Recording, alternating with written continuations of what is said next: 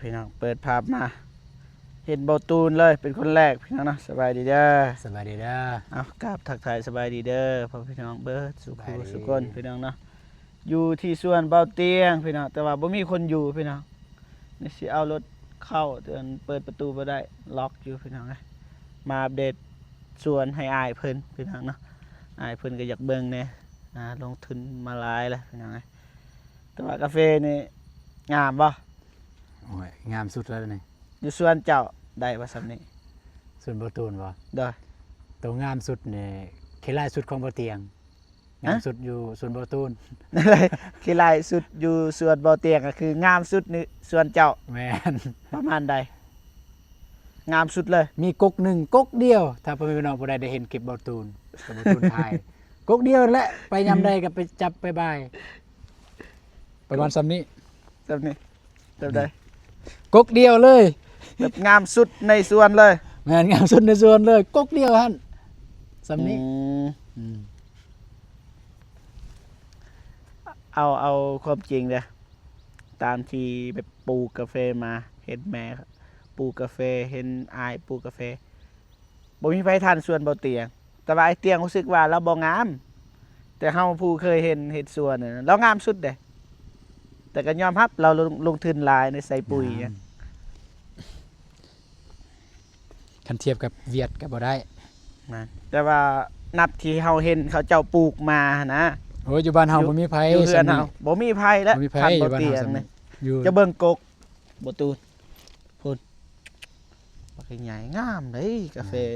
แต่ว่าอายเพิ่นน่าสิบ่เห็นตอนใหญ่ป้อคันตอนใหญ่บัดใหญ่นี่พี่น้องเอ้ยกาแฟนี่อันนี้ฉีดยาแล้วเด้นี่สะอ่อนขนาดฉีดยาแล้วเด้นี่แต่เฮาเข้ามาเลยบ่เป็นหยังฉีดอันนั้นฉีดสปอนเซอร์กินแล้วแหละยาให้หยัง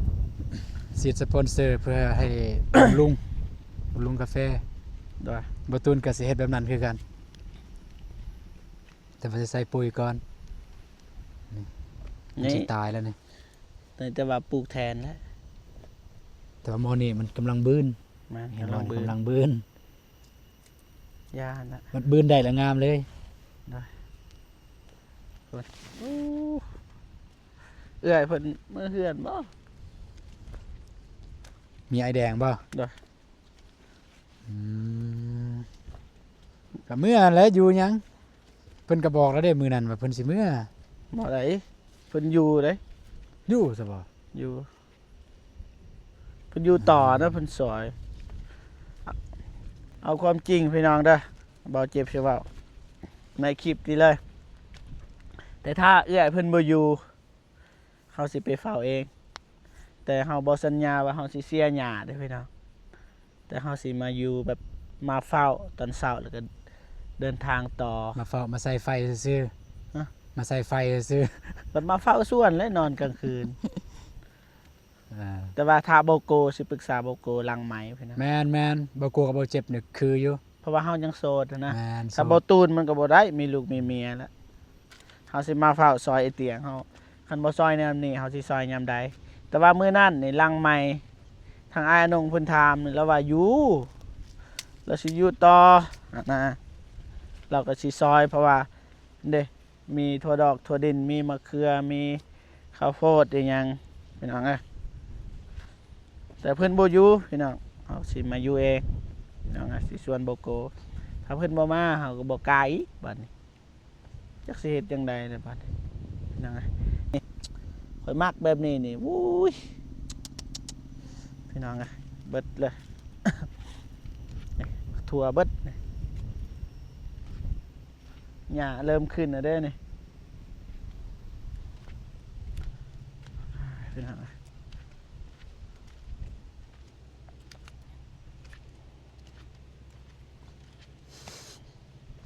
พูดข้าวโพดก็บ่ทันเอาตัวนี้นี่อันนั้นซื้อนี่หลังจากนี้ก็บ่เจ็บกับบ่ตูนออกจากนี่สิไปอัปเดตให้พ่อพี่น้องได้เบิ่งส่วนเบาเมฆอีกโดนแล้วบ่ได้ไป แม่ ทีมงานบ่ได้ไปสิไปอัปเดตให้พ่อพี่น้องได้เบิ่งว่างามขึ้นซำใดกาแฟใหญ่ละบ่มากกันนะ เนาะ สิอัปเดตให้เบิ่ง แต่ว่ามื้อนั้นมีมากอยู่แต่ว่ามันบ่ทันใหญ่นะ นั่น จะเฮาสิไปเบิ่งว่าใหญ่หรือบ่ ที่เห็นมานั่นนี่ก็ได้คุยกันหลังไมค์ได้พี่น้องได้คุยกันหลังไมค์ก็ยังกับโอเมกแล้วก็โทรขอเพิ่นว่าสิเข้าไปอัปเดตกาแฟเจ้าเด้อย่านว่ามี FC บ่เข้าใจเนาะ เด้อ อ่า บ่เป็นหยังเนาะอัปเดตอ๋อเถอะ งามเลย เบิ แต่ ด ว่างาม ซำนี้ ลายกก เด้อ ทุกกกอยู่แต่ว่าคือจังซี่นี่ มันเหลืองนะ แม่นอันนี้มันตันเกินว่าในมือมันตันปุ๊บแล้วมันหยุดการเจริญเติบโตคันกกใดมันบ่ตัน มันจะออกต่อเนื่องเลย คือย อด กกจังซี่เด้ ไปจังซี่อันนี้มันออกต่อเนื่องเลยยอดมันบ่ได้ตัน ในคลิปคือบ่แบบบ่งามเด้อกาแฟพี่น้องครับตัวจริงงามเลยพี่น้องคือบ่เตียงเว้าเจะมาเฮ็ดตัวจริงนี่เป้ายิ้มเลยไอ้เตียงแต่ก็มีเว้าบ่ได้ สมมุติซ้ำ4-5 เดือนบ่เตียงบ่มาเนี่ยมาอีกรอบนึงสมมุติในรอบ4-5 เดือนนี่กาแฟมันสำนีแล้วว่า เออ ซ้ำหัวเขานั่นแหละประมาณนี้แหละ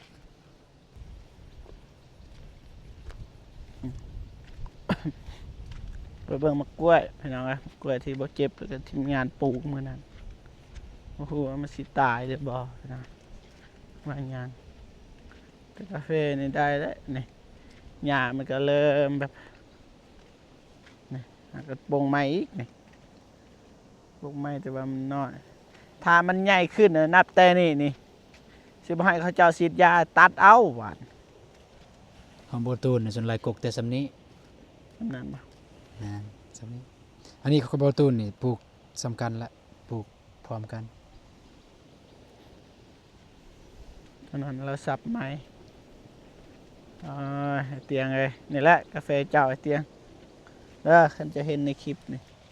โอเคอยู่งามอยู่มันก็มีบางต้นคือไอเห็นตอนนั้นนะเด้อมันก็มีตัวงามตัวขี้ลาย ถ้าเฉลี่ยก็95% 5%ก็ขี้ลายซะเอาอีกบ่ ยัง หลังจากไปเบิ่งสวนบ่เมฆจะหน่อยก็สิไปหาน้องหนูไปลิ้นน้ำน้องเพิ่นเพราะว่าได้โทรหาน้องเพิ่นว่า อยู่เฮือนฝนตกบ่ได้ไปไส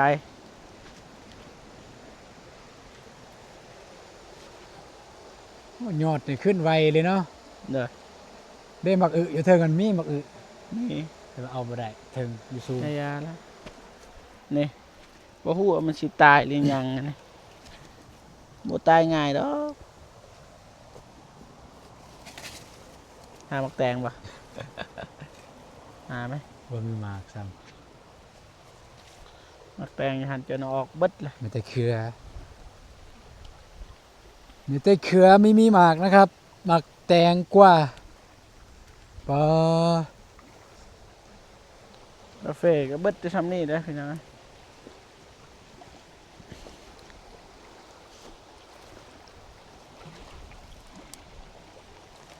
เก็บยังเก็บเลยปะ เก็บเลย ดุเลยประตูน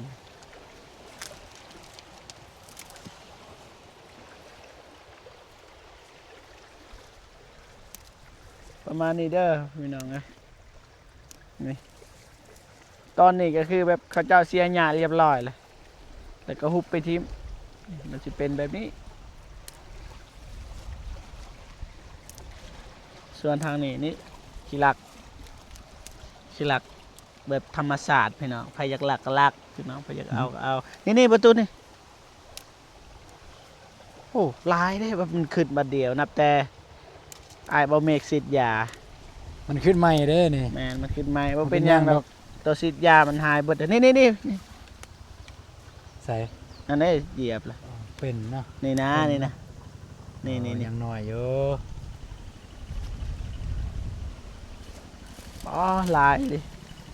มันขึ้นใหม่เลยนะพี่น้อง พี่เต็มเลยพอดนี่ก็แม่นแต่นี่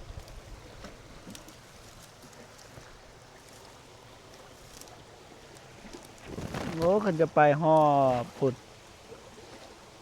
ถือมาบ่ได้ประตูนะ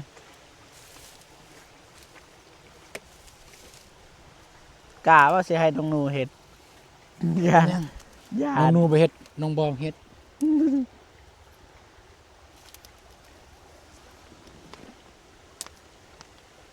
จังซี่แหละพี่น้องเนาะมาหาส่วนเพิ่นส่วนอ้ายเพิ่นอัปเดตแล้วก็เอานี้ของกินธรรมชาติ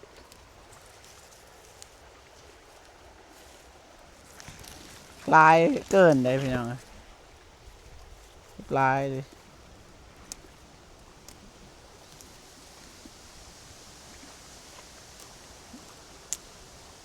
โอ้ประตูเห็ดเลย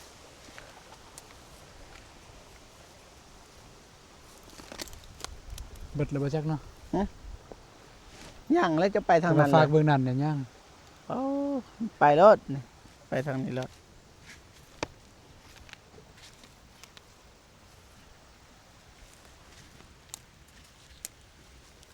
ตามธรรมชาติพี่น้องสรุปว่ามาอัปเดตส่วนบ่อเตียงบ่หรือว่ามาถ่ายประตูนี่ อัปเดตเห็นเพิ่นเห็นแล้วเด้เฮาก็ถ่ายแล้ว เด้อ กาแฟซำใด ตายปะจ๊ะ ตายแล้วตอนนั้น ตายปะว่าแล้วนะอุตสาห์ลงทุนปลูกอุตสาห์ขุดมันนี่นี่แหละกาแฟพี่น้องเอ้ยเบดซำนี้และความงามนี่ก็ได้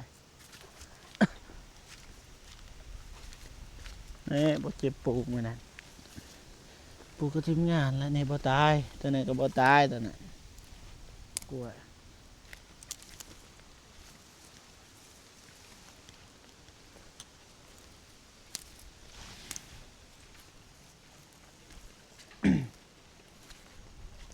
แต่ว่ามันบ่ทันขึ้นนะบ่เห็นยอดสัมบ่ฮู้ว่าตายแล้วมันสิเป็นตัวนี้พี่น้องเอ้ยแม่นมาเบิ่งตายแล้วมันยังเป็นอยู่ยอดมันบ่ขึ้นนะปกติมะกล้วยขนาดตัดบัดเดียวปักมันยังโผล่ขึ้นแหละหยวกมันเกินมายัง จังหวะเด้อ ประมาณนี้แหละกกกาแฟก็ได้นี่นี่ มันก็งามแล้วสำนั้นสิเอาซำใด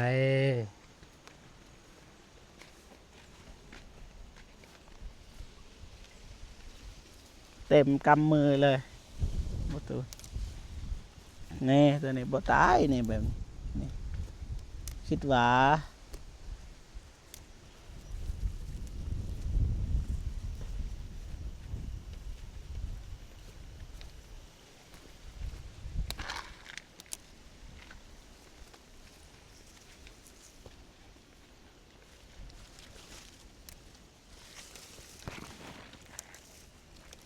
นะมาทางนี้พี่น้องอันนี้ก็ขอยึกเบิ้งอันนี้นะพี่น้องเบิ้งมะกล้วยนะที่ปลูกไว้มานะนี่ตอนนี้บ่ตายแต่ตามเบิ้งถ้ามันบ่โผล่มาจะเถือนี่กกกาแฟก็ประมาณนี้พี่น้องพูดเห็นแบบบ่เห็นคือบ่มีกกกาแฟนี่กวางบ่จิบนี่ก็เลยที่จริงมันจะมีนี่ถ่ายไกลๆก็เห็นนี่กล้องมันบ่ได้บ่ว่ากันได้พี่น้องอาศัยถ่ายไกลๆเอานี่เป็นจังซี่นี่บัดถ่ายพุ่นบ่เห็นโอ้ย่าตะกล้องบ่เจ็บนี่ จ้ะเจ็บเอาเธอเบิ่งนี่สิขึ้น ลาย อูมเลยอูมรถจะได้ก็ได้ล่าง ว่าโตว่าโตบ่ตูนเฮ็ด มา โอ้เต็มกำเลย อันนี้เป็นจนเด้อพี่นางเด้อ บ่เจ็บขึ้นว่าคันเป็นแบบนี้นี่เป็นนะบ่ตายแล้วกาแฟทายไก่ๆกับประมาณนี้นี่นี่เห็นปะอยู่นี่บ่เจ็บกูปลูกอยู่แต่ว่ามันติดน้ำน่าสิบ่ตายมั้ง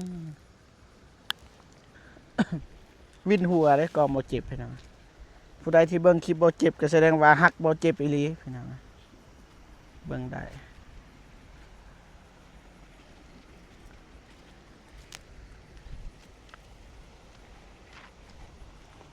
มาสแคปบานนึงโอ้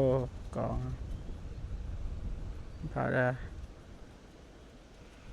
แล้วตามบ่แจ้งเอาโทรศัพท์จะถ่ายบ่พอได้ตั้งหน้าปกส่วนลายนี่หน้าปกแจ้งนี่ครูพญานาคพี่น้องเอ้ยนำออกบอเขินมา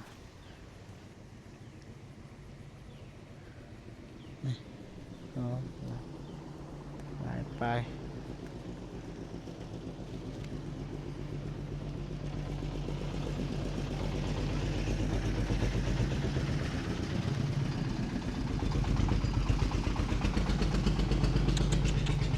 เปิดซ้ำนี่แล้วกาแฟคน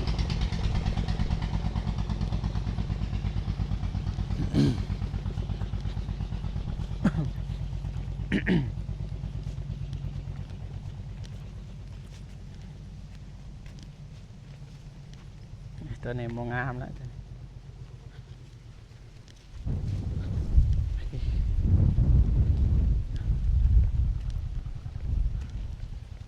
โอ้บตูนอ้าวก็เป็นแบบนี้ What did you say What did you say มานะอันนี้นะที่คอยบอกนี่คือใหญ่ ไม่ใหญ่ มันความหมายมันยังว่าทันได้ใหญ่มันออกก่อนเด้มันก็เสื่อมเสียแล้วนะ โอ้ แบบมันยังว่าทันได้ใหญ่แต่ว่าเปลือกเนี่ยออกก่อนแล้วนี่ โอ้คอยจะตกใจเขาว่าใหญ่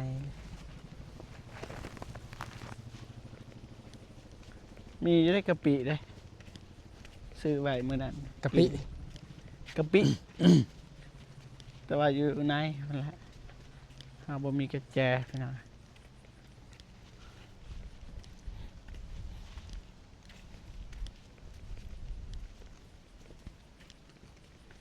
เพิ่นบ่อยู่เนาะ โอ้เกือบไอแดงบ่เนี่ยหรือว่าเกือบไอเตียง ล็อก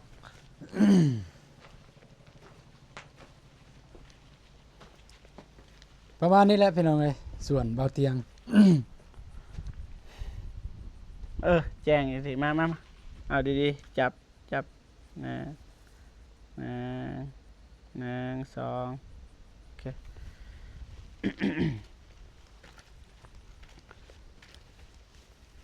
บ้าง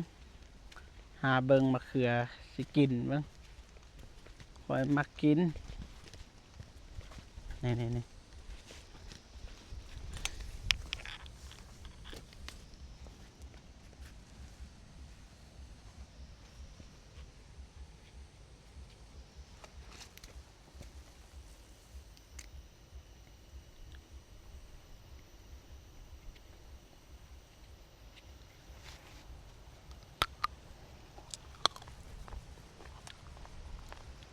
โคตรหล่อเลย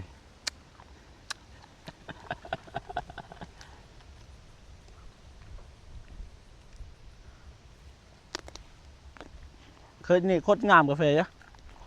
เคยนี่งามสุด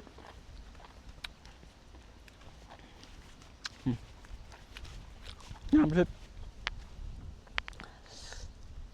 1,000 ล้านธุรกิจ1,000 ล้าน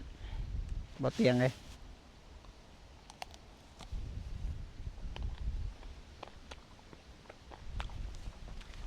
แม่นยังเนี่ย จะหู ค่า หึ ค่า ราคาดีเด้ ค่า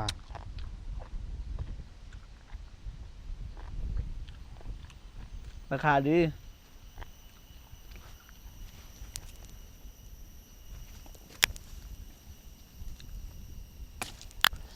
คนขโมยส่วนบ่อเตียงพี่น้องเอ้ยอัปเดตและจับคนขโมย ประมาณนี้ผมพี่น้องเนาะก็คือเก่าทางนี้ก็งามครับโอ้แข็งแล้วตัวนี้กรอบนอกนุ่มใน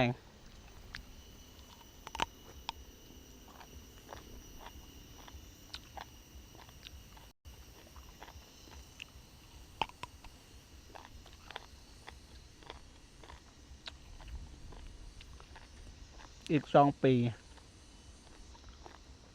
ยังเห็นดอกออกผล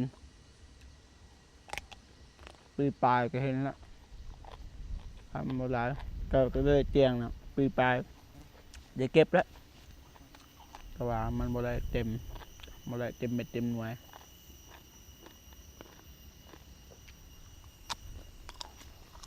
ขอบคุณหลายๆไปเพราะว่าทำบ่ฮู้ซะคือทานเบื่อนั่นแหละบ่มีคนอยู่พี่น้องเนาะ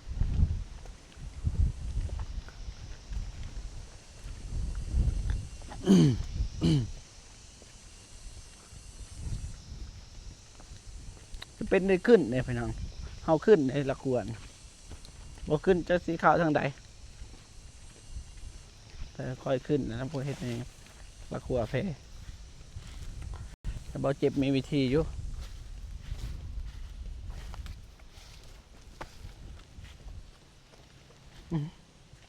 ยากเลยนี่มุดทางนี้ก็ได้จับไปนะ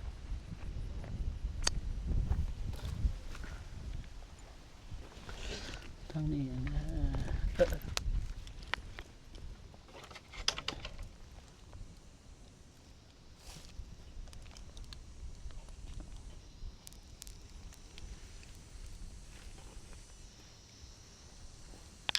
รียบร้อยขอบคุณหลายๆไปเป็นพี่น้องเนาะแต่ว่า มีทุกอย่างบ่อยู่ไหน ทีมงานเฮาก็สิเดินทางกลับมีอ ทุ ยู่ กอย่างบ่ มี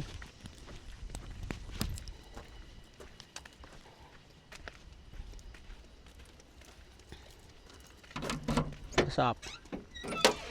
ปุ่นกระสอบปุ่น